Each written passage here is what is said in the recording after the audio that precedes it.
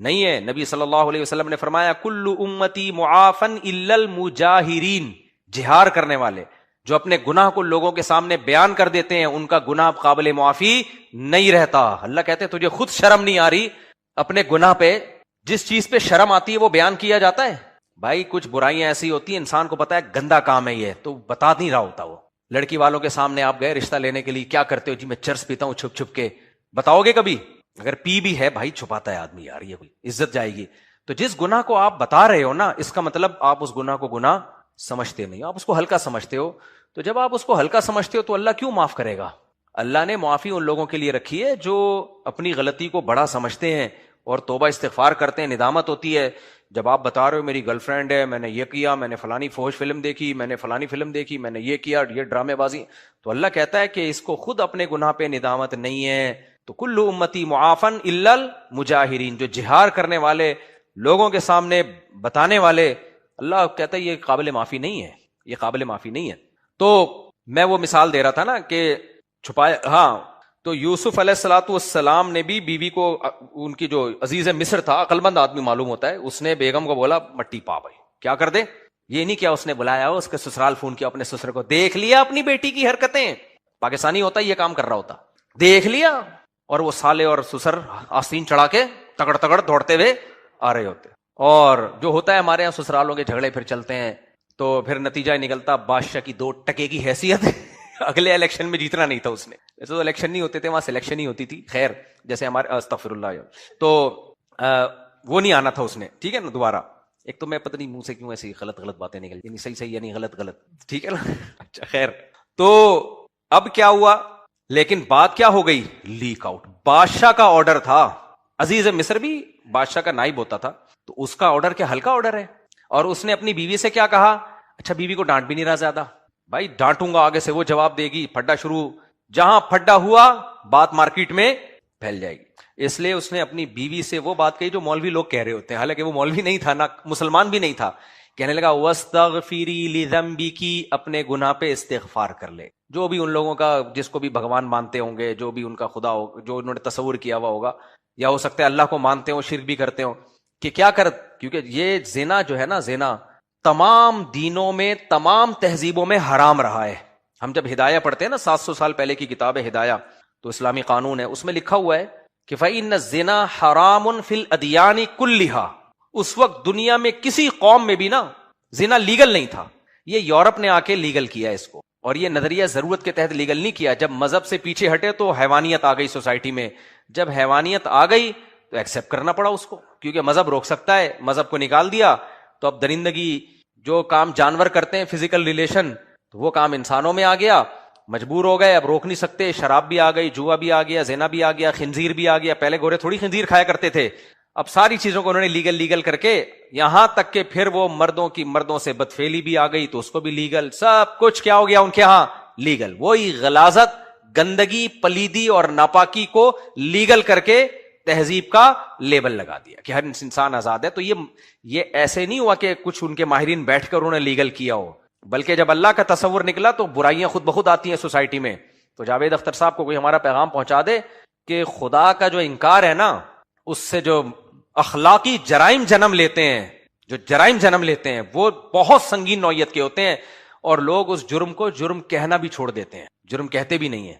ایسے جرائم ہوتے ہیں. تو مذہب ہے جو روکتا ہے انسان کو. خیر، تو میں یہ کر رہا تھا یوسف علیہ السلام کی نے کتنی، وہ ان کے جو عزیز مصر تھا اس نے کتنی پابندیاں لگائی ہوں گی، بات آگے نہ جائے، تو بھی توبہ استغفار کر، بس ہو جاتا ہے، انسان ہے، تو بھی انسان کی بچی، میں بھی انسان کا بچہ ہوں، بس آفیشلی روکا ہوگا نا.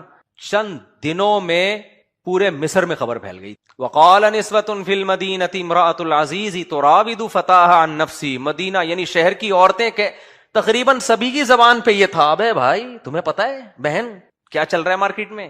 ہاں بھائی بتا. وہ فوراً عشق معاشقے کے کیس آ رہے ہیں تو یہ تو ہو جاتے ہیں. نہیں، بادشاہ کی جو عزیز مصر ہے اس کی بیوی ہو کے عاشق ہو رہی ہے کس پہ؟ اپنے خادم پہ، گھر کے ملازم پہ. انا لنراھا فی ضلال مبین. میرا مقصد بہن تمہیں کوئی غیبت کرنا نہیں ہے کسی کی، بس میں یہ بتانا چاہ رہی ہوں کہ مجھے یہ اچھا پسند نہیں آیا بالکل بھی. فی ضلال مبین، یہ تو کھلی گمراہی ہے. اتنے اونچے طبقے کی عورت ہو کے عاشق ہو رہی ہے گھر کے خادم پہ. تو اس لیے میں نے یہ رپورٹ آپ کے سامنے پیش کی, ورنہ میرا مقصد کسی کی برائی نہیں ہے. ہم بھی ایسے ہی غیبتیں کر کے نا, کسی کو بتانا نہیں, میں تو ویسے ہی بتانا چاہ رہا ہوں فلاں کی بیٹی گھر سے بھاگ گئی ہے, بس میرا مقصد کسی کی غیبت نہیں ہے, صرف یہ بتانا چاہ رہا تھا پتہ چلے ہو کیا رہا ہے سوسائٹی میں. ابے تیرے بتائے بغیر بھی پتہ چل جاتا ہے لوگوں کو. ہر آدمی غیبت پہ ایک اچھا لیبل لگا کے لوگوں کے گھروں کے راز فاش کر رہا ہوتا ہے. یہ جو ہے نا نالج نالج نالج, نبی صلی اللہ علیہ وسلم نے ایک دعا سکھائی ہے, اللہم انی اعوذ بک من علم لا ینفع, اے اللہ اس علم سے تیری پناہ مانگتا ہوں جو فائدہ نہ پہنچائے. ہر نالج اچھی نالج نہیں ہوتی. آپ کو سب کے گھروں کا پتا ہے, کس کی بیوی بھاگ گئی, کس کا کس کے ساتھ چکر چل رہا ہے, کس کی بیٹی کا کہاں سے چکر چل رہا ہے, اور آپ کو میں ایک نالجیبل آدمی ہوں. یہ والی نالج شیطان کے پاس بولو زیادہ ہوتی. کچھ چیزوں سے جاہل رہنا یہ عالم ہونے کی دلیل ہوتی ہے, اور کچھ چیزوں کا علم ہونا یہ جاہل ہونے کی دلیل ہوتی ہے. آپ کو اپنے کام سے کام رکھو, تمہیں کیا یار کس کے گھر میں کیا ہو رہا ہے. کسی کو آپ موبائل پکڑا دو فوراً گیلری میں گھسے گا, ان باکس میں جائے گا, واٹس ایپ میں جا کے. میرے ساتھ ہوا ہے یہ سب کچھ. اعتماد کر کے میں نے موبائل پکڑا دیا. پہلے ہوتا تھا, اب تو میں ہوشیار ہو گیا ہوں نا. جب میں نیا مشہور ہونے لگا نا, تو اچھے اچھے لوگ آتے ہیں ماشاء اللہ حضرت جی, میں بڑا متاثر ہوتا ہے, اتنا نیک آدمی یار, یعنی مجھ سے اتنا زیادہ تمیز سے مل رہا ہے. اس کو موبائل پکڑا دیا کہ بھائی ویڈیو بنا لے, کم بخت گھس گیا کس میں, نمبر نکال لیے. اب میرے پاس ہر طرح کے نمبر آتے ہیں. ایک نے شرارت کی, ایک خاتون ڈیورس طلاق یافتہ تھی, مسائل پوچھ رہی تھی, تو اس کے یاداشت, اس کا استفتاء آیا ہوا تھا میرے پاس طلاق کا, تو میں نے ڈیورس کے لفظ سے نا اس کو, تاکہ مجھے یاد رہے اس کی ہسٹری. اس نے دیکھا یہ طلاق یافتہ ہے, اس پہ لائن مارو.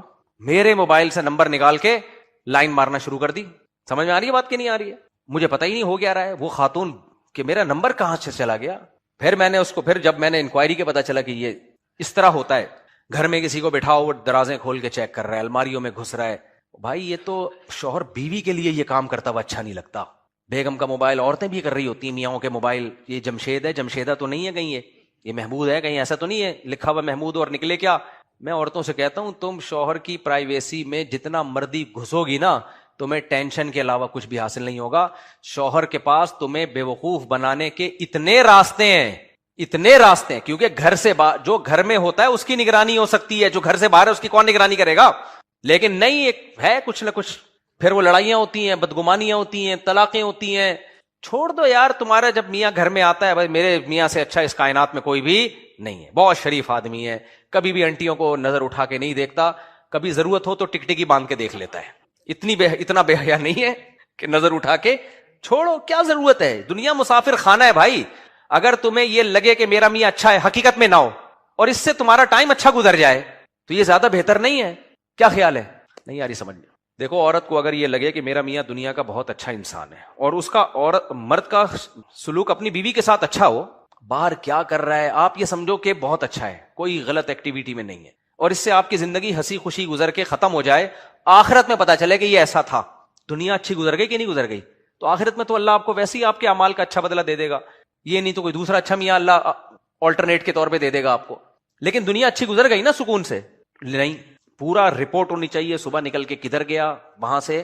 اب میں دیکھ رہا ہوں جو میاؤں نے, ایک بات خوب سمجھ لو, میں تم لوگ کو خراب کرنا مقصد نہیں ہے, جب شادی ہوا کرے نا, بیگم کو شروع میں بتا دو کہ ریموٹ کنٹرول کی طرح مجھے کنٹرول کرنے کی کوشش مت کرنا. جن لوگوں نے شروع میں شریف شرفا بننے کی کوشش کی, کچھ لوگ ایسے نیک شریف شرفا ہوتے ہیں, جب شادی ہو گئی بیگم صبح جا رہے ہیں, بیگم پوچھتی ہے, دلہن پوچھتی ہے کہاں جا رہے ہیں, بیگم آفس ٹائم ہو رہا ہے, تو آج تو چھٹی تھی آپ کی, چھٹی نہیں تھی لی آپ نے, نہیں میں اصل میں فوج میں ہوں یا کسی ایسے ادارے میں ہوں, میں چھٹی نہیں کر سکتا, یا میری ڈیوٹی بہت سخت ہے, کمپنی نے مجھے جو چھٹیاں دی تھیں پورے سال میں وہ لے چکا ہوں, تمہارے ابا نے شادی ڈیلے کی تھی, پوری نا رپورٹیں پیش کرنا شروع کر دے گا. بیگم کہتی یہ ہوتا ہے میاں. میں نے ایک سوال پوچھا, پورے تھیسس اس نے میرے سامنے رکھ دی. پھر آپ صبح جا رہے ہیں, پوچھ رہی ہے آج لیٹ ہو گئے آدھا گھنٹہ. بیگم وہ اصل میں ٹریفک میں بہت پھنس گیا تھا. بیگم کہے کہ کتنا اچھا میاں ہے, اچھا ویڈیو بنا کے بھیجیں, ٹریفک میں پھنسے ہوئے آپ نے, آپ کیونکہ آپ کیا ہے, فیئر ہیں, منافقت آپ کے قریب سے بھی نہیں گزری. بے وقوف ہے بھائی, یہ تو بے وقوف ہے. ابھی ہوتا کیا ایسے لوگوں کے ساتھ, آپ فیئر ہیں, آپ نے ویڈیو بنا کے بھیج دی, دیکھو ٹریفک میں پھنسا ہوا ہوں. بیگم کو اعتماد آ گیا, میرا میاں جھوٹ کبھی نہیں بولتا, ماشاءاللہ ایسا میاں ہوتا ہے. اس ٹائم پہ آپ پہنچ گئے, پھر صبح جا رہے ہیں, پھر کہیں دوستوں کے ساتھ بیٹھے ہوئے, اتوار کے بیان. بیگم نے پوچھا کہاں ہو, اتوار کے بیان میں بیٹھا ہوا ہوں. دوسری شادی سے متاثر تو نہیں ہو رہے, نہیں آج مفتی صاحب کا یہ ٹاپک ہی نہیں ہے, یہ دیکھو میں تمہیں لائیو تھوڑا سا سنا دوں, وغیرہ وغیرہ. خدا کی قسم کچھ دنوں میں تمہاری جو حالت ہوگی نا, اور تم سے زیادہ خراب حالت تمہاری بیوی کی ہوگی. یہ وہ لاڈ ہے جس سے آپ کے گھر تباہ ہو جائے گا کل. جن لوگوں نے اس طرح سے زندگی گزاری ہے, زندگی عذاب میں آ گئی ان کی, اور بالآخر نقصان اس کا عورت کو ہی ہوگا, نقصان عورت کو ہوگا. میں کبھی گھر سے باہر ہوں نا, میرے گھر والوں کا فون آئے کہاں ہیں, تو کہیں ہوں, بس یہ رپورٹ پیش کرنا میرے ذمہ ضروری نہیں ہے. اس میں ان کا فائدہ ہے, ان کو عادت ہی نہ ڈالو اس کی. 20 جگہ ہوتی ہیں جہاں انسان پھنسا ہوا ہوتا ہے, نہیں جا سکتا ٹائم پہ. ہمارے ابھی ہم پنجاب سے آ رہے تھے, فلائٹ لیٹ, اب دھن کی وجہ سے فلائٹوں پہ فلائٹیں لیٹ ہوئے جا رہی ہیں. 5 گھنٹے لاہور ایئرپورٹ پہ بیٹھے رہے, پھر لیٹ, پینسل ہی ہو گئی اگلے دن. اب وہ کیا بولوں گا, کسی کے گھر کی باتیں نہیں کرنی چاہیے. تو ہمارے ایک ریلیٹو تھے, ان کی بیگم کا فون آیا, وہ یقین ہی نہیں کر رہی کہ فلائٹ کینسل ہوئی ہے, وہ یقین ہی نہیں کر رہی کہ, وہ کہہ رہی ہے ٹوپی کرا رہے ہو. صحیح ہے نا. ایک اور ہمارے دوست ہیں, کسی کو نہیں پتا چلے گا کس کی بات ہو رہی ہے, وہ بےچارے ان کی عمر ہو گئی ہے 60 سال کے ہو گئے. وہ کہہ رہے ہیں یار ایسا ریموٹ کنٹرول کی طرح میں نے شروع میں بس کنٹرول میں آ گیا, تو اب میری تو زندگی عذاب بن گئی ہے, کہیں نہیں جا سکتا, کہیں نہیں بیٹھ سکتا, بہنوں کے پاس تک نہیں بیٹھ سکتے. اس میں پھر لڑائیاں ہوگی, نقصان اس میں عورت کو ہی ہے. بھائی بیگم کو بتاؤ, بیگم رخصتی تمہاری ہوئی ہے, میری نہیں ہوئی ہے.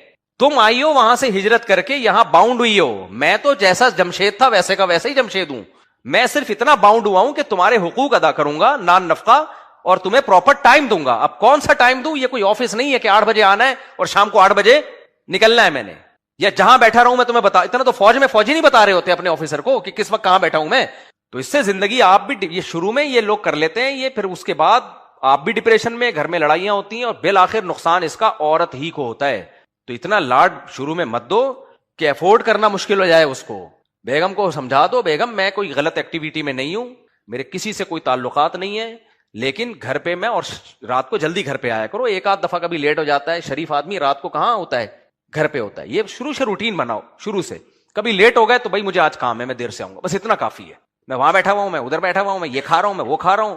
اس سے کبھی کبھار تو ٹھیک ہے, لیکن یہ زندگی عذاب بنتی ہے اس سے. اور جن گھروں میں مجھے لوگ بولتے تھے یہ کون سا طریقہ ہے یار, اچھا اس سے شروع میں جھگڑا ہوگا, آپ گھر سے باہر ہو, بیگم پوچھ رہی کہاں, کہیں, جواب میں کیا ہوں, کہیں. شروع میں لڑائی ہوگی اس سے, پھر ہمیشہ کے لیے سکون ہو جائے. شروع میں لڑائی ہوتی ہے اس سے, کیوں بتا کیوں نہیں رہے, بتا کیوں نہیں رہے. میں نے کہا میں بھائی میں اس لیے نہیں بتا رہا کہ میں چاند پہ پہنچا ہوا ہوں اس وقت, میں لوکیشن نہیں شیئر کر سکتا. حالانکہ میں کہیں نہیں بیٹھا ہوتا, میں ہو سکتا ہے ادھر ہی گائے کے پاس بیٹھا ہوا ہوں.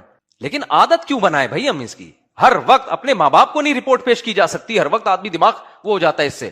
تو جب بڑا ہو جاتا ہے آدمی, بچے تو ٹھیک ہے, بچوں پہ تو کیئر ہونی چاہیے, اب تو بڑے ہو گئے نا, جب شادی تو جب بڑے ہوئے تبھی تو ہوئی ہے نا شادی. اب لوگ زیادہ اچھا بننے کے چکر میں ایک ایک چیز کی رپورٹ بیگم کو پیش کر رہے ہیں, پھر آمدنی بھی پوری بتا رہے ہوتے ہیں اس کو. لوگوں نے بہت نیک بن کے ایسا کیا, پوری تنخواہ لا کے بیگم کو پکڑا دی کہ ٹوٹل میری آمدنی ہے. اب پھر پورے مہینے بیگم سے بھیک مانگتے رہتے ہیں, پان گٹکے کے پیسے دے دو, یہ دے دو. نتیجہ کیا نکلتا ہے, نہ وہ کہیں صدقہ کر سکتے ہیں, نہ بزنس میں آگے سوچ سکتے ہیں.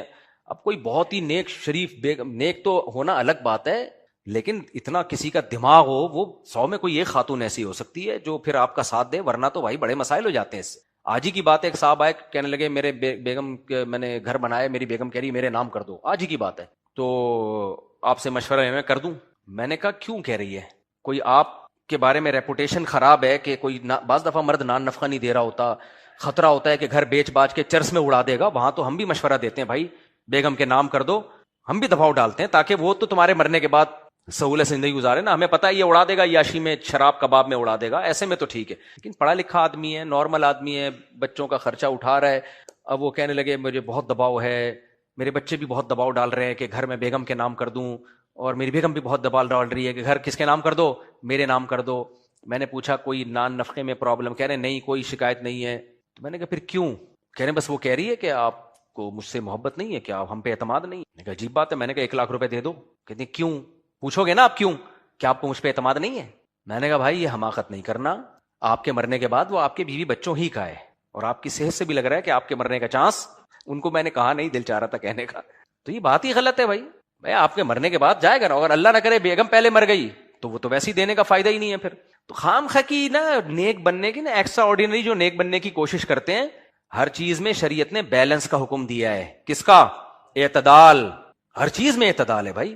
دیکھو اللہ نے ہمیں حکم دیا بیوی سے محبت کریں, ساتھ ساتھ سربراہ بھی بنایا ہے, اس کو لے کے چلنا بھی کس کی ذمہ داری ہے, آپ کی. وہ دوست تھوڑی ہے, فرینڈ تھوڑی ہے, گرل فرینڈ نہیں ہے وہ آپ کی, اس کی ذمہ داری ہے آپ پر, اس کی تربیت, اس کی جو ہیلتھ ہے, مینٹلی ہیلدی رہے, وہ دماغ خراب نہ اس کا. بچے کو بہت زیادہ لاڈ پیار دینا شروع کر دے باپ, ہر مطالبہ پورا کر رہا ہے. تو لوگ کیا کہیں گے؟ محبت تو کرتا ہے لیکن بچے کو بگاڑ رہا ہے. لوگ کہیں گے کہ نہیں کہیں گے؟ یار جو کہتا ہے تو یہ تو بگڑ جائے گا، جب اس کی خواہشات پوری نہیں ہوں گی تو چوریاں کرے گا، ڈکیتی کرے گا. لہذا باپ کیا کرتا ہے؟ وہ بچے کے مطالبے پورے بھی کرتا ہے اور بہت سے مطالبوں پہ نو بھی کہہ دیتا ہے. کیوں کہتا ہے؟ اب بچہ کہہ رہا ہے مجھے یہ چاکلیٹ چاہیے، مجھے یہ چاہیے، مجھے وہ چاہیے، باپ کہتا ہے نہیں. تو کوئی باپ کو یہ تانا دیتا ہے کہ تجھے اپنے بچے سے نفرت ہے؟ کوئی تانا دیتا ہے؟ نہیں دیتا. کیوں؟ اس لیے کہ ان کو پتا ہوتا ہے جہاں بچے سے محبت ہے وہاں یہ بچے کا سرپرست بھی ہے، اس کے ذمہ اس کی تربیت بھی ہے. تو ایسے ہی انگریزوں کا یہ تصور ہے کہ میاں بیوی بس ایک جیسے ہوتے ہیں. نا نا نا نا، اسلام نے کہا ہے کہ جس باپ نے اپنی بیٹی تمہیں دی ہے تو سنبھالنا بھی اب کس کے ذمہ ہے؟ صرف کھلانا پلانا نہیں ہے، سنبھالنا ہے. تو سنبھالنے میں یہ ہے کہ بیلنس لے کے چلنا ہے. اتنا زیادہ نہیں ہو کہ وہ بس کہیں کے بھی نہیں رہو آپ، وہ اس کو نقصان ہوگا اس کا فیوچر میں چل کے. وہ ایسا کنٹرولنگ سسٹم آ جائے گا نا کہ بس گئے کام سے آپ، اسی کا نقصان ہے کل جا کے اس کا. خیر میں بتا رہا تھا کہ وہ جو یوسف علیہ السلام کی خبر مصر میں پھیلی، ایک دم اسپیڈ کے ساتھ پھیلتی چلی گئی، پھیلتی چلی گئی، پھیلتی چلی گئی. اس سے کیا سبق ملتا ہے ہمیں؟ مثبت چیزیں کم پھیلتی ہیں، منفی چیزیں زیادہ پھیلتی ہیں. لیکن سورہ حجرات میں اللہ نے ہمیں کیا کہا ہے، اور قرآن میں دوسرے مقامات پر، مثبت چیزوں کو زیادہ پھیلاؤ، منفی چیزوں کو بالکل بھی نہ پھیلاؤ. تو ہم تو بالکل الٹا چل رہے کہ نہیں چل رہے. عبداللہ بن مسعود کے پاس 4 گواہ آئے کہ ہم نے فلاں کو زنا کرتے ہوئے دیکھا ہے، حالانکہ ان کے لیے گواہی دینا جائز تھا. عبداللہ بن مسعود نے فرمایا کہ یعنی جس کا مفہوم میں اپنے الفاظ میں بتا رہا ہوں کہ کاش تم اس کو ذلیل نہ کرتے. تو صحابہ کرام کبھی بھی کسی کی برائی کی خبر سن کے خوش نہیں ہوتے تھے. حتیٰ کہ نبی کے پاس جو خاتون آئی نا کہ مجھ سے زنا ہو گیا ہے، تو نبی کو بھی خوشی نہیں ہوئی تھی. نبی نے چہرہ پھیر لیا، اپنا چہرہ پھیر لیا. پھر وہ دوسری مجلس میں دوبارہ آئیں، پھر آپ نے چہرہ پھیرا اپنا. پھر تیسری مجلس میں دوبارہ آئیں، پھر چہرہ پھیرا آپ نے اپنا. ہماری کیا حیثیت، ہماری کیا ہے؟ کوئی آ کے اپنی برائی بتا رہا ہو، ایک دم لڈو پھوٹنا شروع، اب اس کے خفیہ راز ہمارے سامنے آنے والے. ہم جب پڑھتے تھے نا تو مجھے یاد ہے 4-5 بندے بیٹھے ہوئے تھے، اسکول کا واقعہ ہے. تو ایک لڑکے کے منہ سے کچھ اپنی نکل گیا، کوئی اس نے کوئی برائی کی ہوگی. اس زمانے کی کیا برائی ہوتی تھی، کوئی تھوڑی سی وہ بھی دیکھ لیتا تھا نا، کسی کی تصویر شیمپو کی بوتل پہ کسی خاتون کی، اس کے لیے وہ بھی اس پہ بھی عاشق ہو جاتا تھا. تو کہیں اس نے اپنی کوئی برائی بیان کی ہوگی تھوڑی سی. تو مجھے یاد ہے ہماری کلاس میں ایک لڑکا اس کے پیچھے پڑ گیا، یار پورا بتا واقعہ ہوا کیا ہے. ہم لوگ تو پیچھے ہٹ گئے، ہم نے کہا چھوڑو یار اس کا ذاتی ہے. وہ پیچھے پڑ گیا، بتا اس کو اگل رہا ہے. میں نے اس کو جا کے بولا، میں نے کہا بھائی تو کیوں بتا رہے آپ، جو ہوا بٹی پا یار. وہ کیوں اگل رہا ہے؟ تاکہ اس کی کمزوری مجھے پتا چلے. دیکھو انسان اگر نیوٹرل ہو کے سوچے نا، اپنے بارے میں 2 منٹ میں فیصلہ کر سکتا ہے میں اچھا آدمی ہوں یا برا آدمی. یہ کوئی زیادہ ڈیفیکلٹ کام نہیں. اندر سے میں اچھا ہوں یا برا. کسی کی برائی سن کے خوشی ہو رہی ہے نا اور دل چاہ رہا ہے اور اگل، سمجھ لو اندر سے کیا ہو، برے ہو. اور کسی کی برائی سن کے تکلیف ہو رہی ہے. مجھے یاد ہے ہم اپنے شیخ کے ساتھ بیٹھے ہوئے تھے، حضرت کے ساتھ، کسی نے آ کے کسی مولانا کی برائیاں کرنا شروع کر دیں، وہ اٹھ کے ہی چلے گئے. تو ہمیں نہیں پتا چلا یہ کس سلسلے میں گئے ہیں. پھر ان کے کسی بہت ہی کلوز خادم نے بتایا کہ ان کو برا لگا ہے کہ یار اچھا بھلی مجلس چل رہی تھی، آ کے کیا گند ڈالنا اس میں شروع کر دیا. اور اس غیبت کی ضرورت بھی نہیں تھی، کوئی ضرورت ہو تو ایک الگ بات ہے.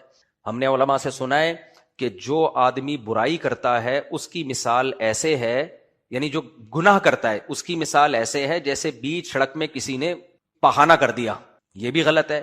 اور جو اس برائی کے چرچے کر کے پھیلاتا ہے وہ ایسے جیسے ڈنڈی سے لے کے اس کو پوری سڑک کو کیا کر رہا ہے، خراب کر رہا ہے. تو زیادہ برا کون ہوا، پہلا یا دوسرا ہوا. تو اس لیے میرے بھائی ہمیں ایک چیز کی ضرورت ہے، منفی سوچ کو کیا کر دیں، ختم.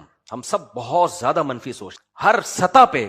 اچھا منفی جو باتیں کرے گا وہ چلتا بھی بہت ہے، یہ سب ایسے ہیں، یہ سب ہے. حکمرانوں میں بھی سارے برے نہیں ہوتے، یہ بھی ذہن میں رکھو. جب تک ریلیشن ہمارا نہیں تھا نا ہم بھی سمجھتے تھے سارے 2 نمبر ہیں، لیکن ہمیں ایسے ایسے خاندانی لوگ ان میں ملے ہیں، ایسے خاندانی لوگ ملے ہیں آفیسرز میں، 18 گریڈ 20 گریڈ کے آفیسرز میں. میں نے کہا یار یہ تو ہم سے زیادہ نیک ہیں. یہ تو سارے کہیں بھی برے نہیں ہوتے میرے بھائی، اور ہر چیز ہمارے خلاف سازش بھی نہیں ہوتی. سارے کام امریکہ کے بھی برے نہیں ہوتے. میں نہیں کہہ رہا امریکہ بہت اچھا ہے، حاجی ڈونلڈ ٹرمپ کے تو آپ کو کارنامے پتہ ہیں، سلو کے ایوارڈ مل رہے ہیں ان کو. لیکن ہر چیز میں نیگیٹو سوچنا کہ وہ جو یہ کر رہا ہے تو اس کا مقصد یہ ہے، حالانکہ اس کا مقصد نہیں ہوتا. بعض دفعہ وہ کر رہا ہوتا ہے، چلو یار انگریز بھی انسانیت کی خدمت کر لیتے ہیں، کافر بھی کر لیتے ہیں. یہ جو پولیو کی ویکسین ہے نا، یہ گورے نے اس پہ بہت زیادہ خرچہ کیا ہے اس کو دنیا میں پھیلانے پر. اس کا مقصد جو میں نے ریسرچ کی ہے اور ان لوگوں کے ساتھ جو اہل ہیں ریسرچ کے، جن کو پتہ ہے معاملات کا، کہتے ہیں کہ انگریز نے اس کے کیا کوئی بچہ مر گیا تھا یا کوئی پولیو سے ہو گیا، اس نے تہیہ کیا تھا کہ میں دنیا سے پولیو کا خاتمہ کروں گا. تو اس میں اس کی بہت بڑی رقم خرچ ہوئی ہے پولیو کی ویکسین کو بنانے میں، دنیا میں پھیلانے میں. لیکن ہمارے ہاں پروپیگنڈا کیا ہے؟ اس میں اولاد کے جرثومے ہیں، جس سے بچے پیدا نہیں ہوتے، اس میں یہ ہے، اس میں فلانا ہے، اس میں. ہم بھی یہی بیان کرتے رہے پہلے، کیونکہ ہم بھی اسی سوچ کو لے کے پیدا ہوئے، بڑے ہوئے. جب ہم نے اپنے طور پہ تحقیقات شروع کی ہیں، ڈاکٹروں سے ملے ہیں، ان لوگوں سے ملے جہاں پولیو کی ویکسین بنتی ہے اور وہ ریسرچ سینٹر میں کام کر رہے ہیں اور نیک لوگ ہیں، انہوں نے بتایا بھائی کچھ بھی نہیں ہے اس میں، پوری دنیا سے خاتمہ ہو گیا. لیکن پاکستان، افغانستان اور ایک دو اور ملک ہیں افریقہ، یہ ٹھٹائی کے ساتھ اڑے ہوئے ہیں. نہیں، تم ہمارے بچوں کو کیا پلا رہے ہو؟ زہر پلا رہے ہو. کیوں؟ یہ وہاں سے آ رہے ہیں انگریزوں سے، اور انگریز ہمارے خیر خواہ نہیں ہو سکتے. بھائی وہ ہم پتہ ہے نہیں ہوتے خیر خواہ، لیکن ایسا نہیں ہے کہ سارے کام ہی انسانیت کے لیے وہ غلط کر رہے ہو. بہت سے کام انسانیت کو دیکھو، اللہ نے نیکی کا جذبہ انسان میں رکھا ہے، چاہے وہ کافر ہو چاہے وہ مسلمان ہو. یہ جذبہ ہی اگر ختم ہو جائے تو مکلف ہی نہیں رہے گا اس انسان. کیا مطلب؟ گاڑی اردو استعمال کیا، آسان لفظوں میں سمجھاتا ہوں. اللہ نے انسان کو پیدا کیا کہ نہیں کیا؟ اب اللہ چاہتا ہے کہ پیغمبروں کے ذریعے میں انسان کو اپنے احسانات بتاؤں کہ اللہ ایسا ہے، اللہ ایسا ہے، اللہ ایسا ہے.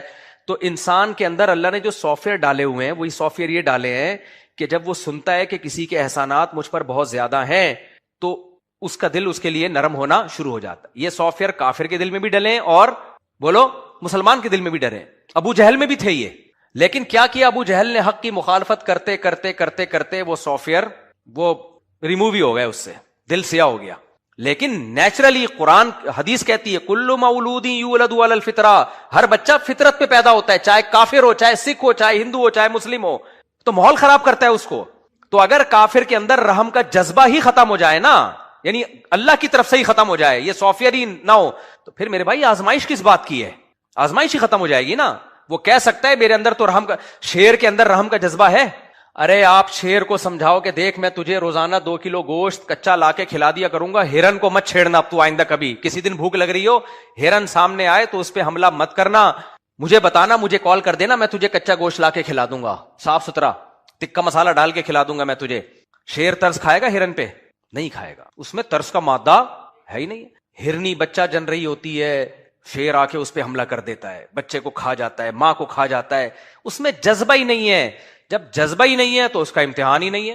سمجھ رہے ہو کہ نہیں سمجھ رہے؟ کافر کا امتحان یہ ہے کہ اس کے سامنے اللہ کی آیات پڑھی جاتی ہیں، اس کے سامنے اللہ کے احسانات یاد دلائے جاتے ہیں، اس کے سامنے اسلام کی باتیں کی جاتی ہیں، جذبہ اللہ نے اس کے اندر رکھا ہے، اس کا دل ہلنا شروع ہو جاتا ہے. پھر اس کی مرضی کہ اپنے ضمیر کی بات مانے یا اپنی خواہشات کا غلام بن کے حق کا انکار کرتے. جذبہ اس کے اندر پیدا ہوگا. تبھی تو حدیث میں آتا ہے جو گناہ کرتا ہے دل میں کالا نقطہ پڑتا ہے، یعنی دل شروع سے سیاہ کسی کا بھی نہیں ہوتا، نہ کافر کا نہ مسلمان کا. حق کی بات کا انکار کرتے کرتے کرتے دل سیاہ ہونا شروع ہو جاتا ہے. تو اب ہم لوگوں نے یہ فرض کر لیا کہ جو کچھ بھی ان ملکوں سے ہو رہا ہے، کوئی بھی کچھ ہمارے لیے ہو رہا ہے، وہ سب غلط ہو رہا ہے. یہ غلط ہے، یہ بہت زیادہ منفی سوچ ہے. بہت سارے کام وہاں سے ہو رہے ہیں جو ہمارے لیے ہو رہے ہیں، وہ صحیح ہو رہے ہیں. ان کے پیچھے کچھ ڈونرز ہیں یا کچھ لوگ ہیں جنہوں نے انسانیت کی خدمت کا ایک جذبہ ہے ان کے دل میں. وہ پھر یہ نہیں دیکھتے مسلمان ہے، کافر ہے، ہندو ہے، کہتے سب مسلمان، سب انسانوں کو یہ سب سہولتیں ملنی چاہیے.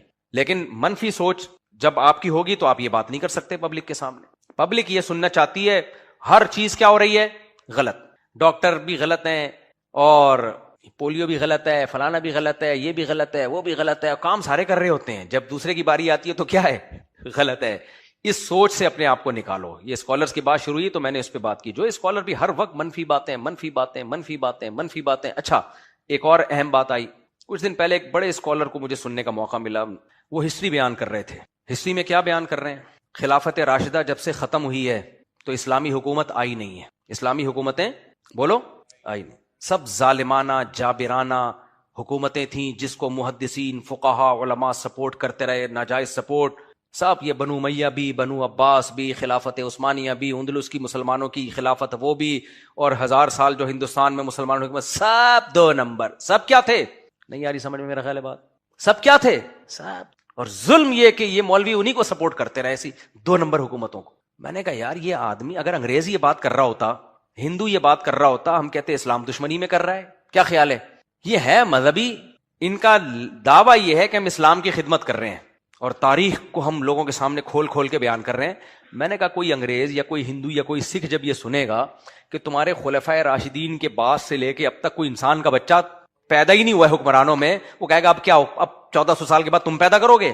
اس زمانے کے لوگوں کا تقوی آپ دیکھو، ان کا علم آپ دیکھو، ان کی تہجد کی نمازیں، ان کے صدقہ خیرات. امام بخاری کی تاریخ پڑھو آپ، امام ابو حنیفہ کی تاریخ پڑھو آپ، امام ترمذی کی تاریخ پڑھو آپ کہہ سکتے ہو تو امام بخاری تھے. بھائی جب اس ٹائپ کے لوگ کسی سوسائٹی میں ہوتے ہیں تو پھر اس ٹائپ کے لوگ پیدا ہوتے ہیں. ایسا نہیں ہوتا لاکھوں میں ایک ہی پیدا ہو جائے. نہیں آئے سمجھ میں بات؟ کسی جگہ کا کوئی بہت بڑا سائنٹسٹ ہے تو اس کا مطلب یہاں سائنسدان پیدا ہو رہے ہیں، یہ ان میں سپیریئر نکل آیا. یہ نہیں ہوتا کہ سارے جاہلوں ایک آئنسٹائن پیدا ہو گیا وہاں پہ، یہ نہیں ہوتا. تو امام بخاری جیسے لوگ جس ہسٹری میں پیدا ہوئے ہیں اس کا مطلب اس ٹائپ کے لوگ تھے، جن میں ایک امام بخاری وہ تھوڑا سا اور آگے نکل گئے. جس میں ابو حنیفہ اور امام احمد بن حنبل جیسے فقہا پیدا ہو رہے ہوں جس سوسائٹی میں، اس کا مطلب اس زمانے میں ایسے پیدا ہوا کرتے تھے. یہ تھوڑے سے ایک قدم آگے نکل گئے اس لیے مشہور ہو گئے. لیکن ایسی تاریخ بیان کی جاتی ہے کہ سب غلط، 2 نمبر. میں نے کہا اب یہ لائے گا اوریجنل وہ والی خلافت جو خلفائے راشدین لے کر آئے تھے، باقی سارے کیا کر رہے تھے؟ گھاس کھا رہے تھے. ایک سے میں نے کہا بھائی یہ بنو امیہ کی بھی اسلامی حکومت تھی، بنو عباس کی بھی اسلامی حکومت تھی، اور خلافت عثمانیہ بھی اسلامی حکومت تھی، اور جو مغلوں کی حکومت تھی اس میں بھی قانون اسلامی تھا. کہہ رہے ابے یہ اسلامی نہیں تھا، یہ فقہی تھا. فقہی کیوں فقہی؟ کہہ رہے کہیں حنفیت قائم تھی، کہیں شافعیت تھی، کہیں حنبلی. یہ تو فقہ کی حکومت تھی، اسلام تھوڑی تھی. عجیب پاگل پنے والی بات ہے. تو یہ فقہ اسلام کے علاوہ کچھ اور ہے؟ فقہ تورات و انجیل سے اخذ کیا ہے، وہی اسلام ہے جس کو فقہا نے بیان کیا اور فقہ کی کتابوں میں اس کو محفوظ کر لیا، وہی لا کی شکل میں نافذ ہو گیا. تو اس طرح کے اسکالرز کو جب انسان سنے گا تو مثبت سوچ پیدا ہوگی یا منفی؟ بولو. اور جب یونیورسٹیوں میں اس ٹائپ کے بیانات ہوں، لڑکوں میں اس ٹائپ کے بیانات ہوں، جو نئی جنریشن جب ایسا منفی سوچ لے کے وہ بڑی ہوگی تو اس سے کوئی خیر کی امید مت رکھو. میرے بھائی ہمارا بڑا شاندار ماضی ہے. اگر آپ صرف لڑائیوں کی ہی تاریخ پڑھو گے تو پھر تو آپ کو لگے گا مسلمان لڑتے ہی رہے ہیں، کیونکہ 1400 سال کی لڑائیوں کو ایک کتاب میں جمع کر دیا نا. اور آسان مثال دیتا ہوں، آپ میں سے کسی کی شادی کو 30 سال ہو گئے ہوں گے، کسی کو 25 سال، کسی کو 20 سال. کیا خیال ہے؟ ایسا ہی ہے نا؟ آپ کے اپنی بیگم سے جب رخصتی ہوئی تھی اس کے بعد سے لے کے جس دن جھگڑا ہوتا آپ کسی کتاب میں لکھ دیتے کہ میں نے اپنی بیگم کو یہ کہا، جواب میں اس نے سینڈل ماری. ٹھیک ہے، آج تاریخ ہے فلاں تاریخ، اتنے بج کے اتنے منٹ میں نے یہ والی گالی دی، رپلائی میں یہ والی گالی ہے. یعنی جب جب پھڈا ہو رہا ہے وہ چیزیں آپ نوٹ کر رہے ہو. 30 سال میں ایک چھوٹی سی کتاب تو بنے گی کہ نہیں بنے گی؟ اب وہ کتاب جب بعد میں کوئی پڑھے گا وہ کیا سمجھے گا؟ یہ تو گدھے کے بچے ہیں، انسان کے بچے ہیں ہی نہیں. یہ حالانکہ آپ بڑی محبت سے رہ رہے ہوگے، 8-10 بچے ہو چکے ہوں گے آپ کے، لیکن کیا ہے تاریخ لکھنے والے نے لکھی ہی کتاب لڑائیوں پر ہے. تو آپ کو یہ لگے گا کہ حالانکہ آپ بڑی محبت سے رہ رہے ہوگے، مثالی شادی ہوگی آپ کی، بڑی مثالی شادی ہوگی آپ کی. 8-10 بچے بھی اگر کسی مثالی شادی میں نہ ہو تو پھر کون سی شادی میں ہوں گے؟ بھائی کیا خیال ہے؟ میرے پاس آتے ہیں نا میاں بیوی کا کیس، بعض دفعہ کہہ رہے ہوتے ہیں کہ وہ ہماری کبھی بنی نہیں ہے، 6 بچے ہو چکے ہوتے ہیں ان کے، کبھی ہماری بنی نہیں ہے. عورت کہتی ہے اس نے مجھے کبھی محبت دی نہیں ہے. تو میاں بھی کہہ رہا ہوتا ہے آج تک کبھی تمیز سے بات کی نہیں ہے. بہرحال میں نے کہا رپورٹ تو یہ ہے، اب میں اس رپورٹ کو مانوں یا آپ کی رپورٹ کو مانوں؟ اتنی نفرت ہوتی تو 6 بچے کیسے ہو جاتے میرے بھائی؟ اتنی نفرت اگر ہوتی تو شیطان ہے جو بیچ میں بلا وجہ کی غلط فہمیاں ڈال رہا ہے. اس کا مطلب چل رہی ہے زندگی کی گاڑی. خیر، تو کچھ لوگ نا مسلمانوں کی تاریخ میں جو لڑائیاں ہیں، عبداللہ بن زبیر کا جھگڑا ہوا تھا، اور پھر حجاج بن یوسف کا جو ظلم اس نے کیا، اور وہ پوری ہسٹری سے وہ ساری چیزیں نکال کے پڑھتے رہتے ہیں، پبلک کے سامنے لاتے رہتے ہیں. ایسا لگتا ہے ہم انسان کے بچے نہ تھے، نہ ہیں، نہ کبھی بن سکتے. میرے بھائی اگر اتنے ہی ہم برے ہوتے، اتنے برے ہوتے، تو کیا ہماری اتنی عظیم الشان حکومتیں بنتی؟ بنو امیہ کے دور میں جو حکومت قائم ہوئی ہے نا، حکومت آپ کہہ سکتے ہو ظلم کی بیس پہ حکومت تھی. نہ ظلم کی بیس پہ اتنی بڑی ریاست قائم نہیں ہو سکتی، کیونکہ لوگوں کو پتا ہوتا ہے ہمارا بادشاہ ظالم ہے، کمبخت کا بچہ ہے. وہ ہر آدمی اپنا مفاد پرست ہوتا ہے، وہ اپنا فائدہ لے کے نکل لیتا ہے. ہمیشہ اتنی بڑی طاقت ویژنری لوگوں کے ساتھ ہوتی ہے، اور ویژنری لوگ جس کا ویژن اچھا ہو، پرسنل لائف میں جیسا مرضی ہو، جب ویژن، میں ایک مثال دیتا ہوں، اللہ نہ کرے آج دوبارہ جنگ چھڑ جاتی ہے انڈیا پاکستان کی. کتنے لوگ ہیں جن کو آرمی چیف سے 20 قسم کے اختلافات ہیں، لیکن ملک سے محبت کرتے ہیں. کیا خیال ہے؟ ملک سے وہ کیا کرتے ہیں؟ تو اس لڑائی میں سارے کے سارے متحد ہو جاتے ہیں کہ نہیں ہو جاتے؟ کیوں؟ ویژن کوئی شخصیت نہیں ہے، ویژن کیا ہے؟ کنٹری ہے. تو ویژن کے پیچھے لوگ قربانیاں دے دیتے ہیں، شخصیتوں کے پیچھے کوئی نہیں دیتا قربانی. دیتے ہیں لوگ، کچھ لوگ دیں گے، کچھ مخالفت کریں گے. ہٹلر ایک شخصیت تھی نا، اس کے پیچھے لوگوں نے قربانیاں دینا شروع کی، کیسی مار کھائی ہے آخر میں آ کے، خودکشی کر کے مرا ہے وہ، کیونکہ کوئی ویژن نہیں تھا.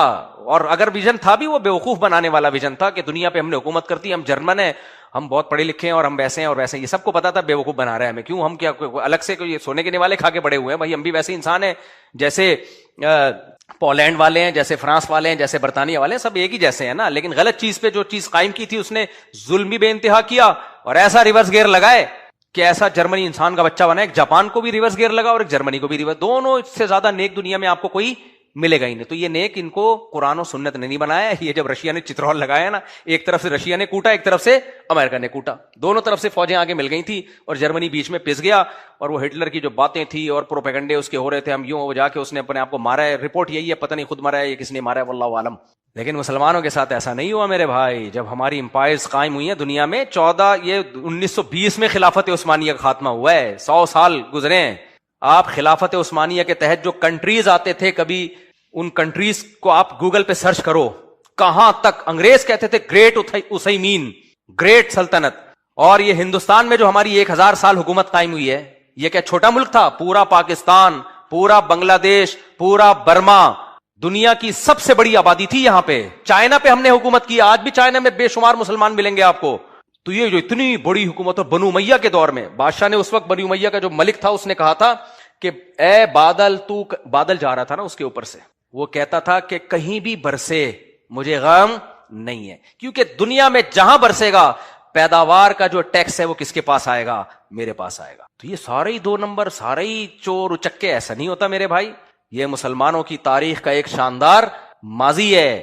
اسی میں سائنٹسٹ پیدا ہو رہے ہیں، ابو حنیفہ پیدا ہو رہے ہیں، امام شافعی پیدا ہو رہے ہیں، امام بخاری پیدا ہو رہے ہیں، اتنے بڑے بڑے علامہ البیرونی پیدا ہو رہا ہے. اور ایک ہندو کا میں نے خود یہ کلپ سنا ہے، ایک ہندو اسکالر ہے، بڑے انصاف کی بات کی اس نے کہا کہ آج آپ کو نا 100 150 200 سال میں آپ کو 400-500 سال 15ਵੀਂ صدی عیسوی کے بعد انقلاب آیا نا یورپ میں، اس کے بعد آپ کو ہر فیلڈ میں سائنٹسٹ ملیں گے، آپ کو مسلمانوں میں بھی، انگریزوں میں بھی، جیپنیز میں بھی، فرینچ میں بھی، ہر طرح. لیکن آپ ذرا 500-600 سال پیچھے چلے جاؤ نا، ہر فیلڈ میں، سائنس کی کسی فیلڈ میں بھی اگر نام آتا ہے، صرف مسلم اسکالر. دنیا پہ سکہ ہی صرف اور صرف ہمارا چل رہا تھا، تہذیب صرف تھی ہی ہمارے پاس. اتنا شاندار ماضی، اور سارے کرپٹ، سارے 2 نمبر. کیوں؟ وجہ کیا ہے؟ وہ لڑائیوں والی چیزیں پڑھ رہے ہوتے ہیں بیٹھ کے. آپ اگر علمی کارناموں والی کتابیں پڑھو گے تو آپ کا دماغ مثبت بننا. بنو امیہ کے سے ہمیں بھی کچھ چیزوں میں اختلاف ہے، لیکن یہ نہیں کہ سارے ہی غلط تھے. محمد بن قاسم بھی لٹیرا، چور، ڈاکو، صحیح ہے نا؟ ارے بھائی 17 سال کی عمر میں دیبل فتح کرنے والا چور اچکا وہاں موبائل سنیچنگ کر رہا ہوتا، وہ موبائل گلیوں میں وہ کر رہا ہوتا.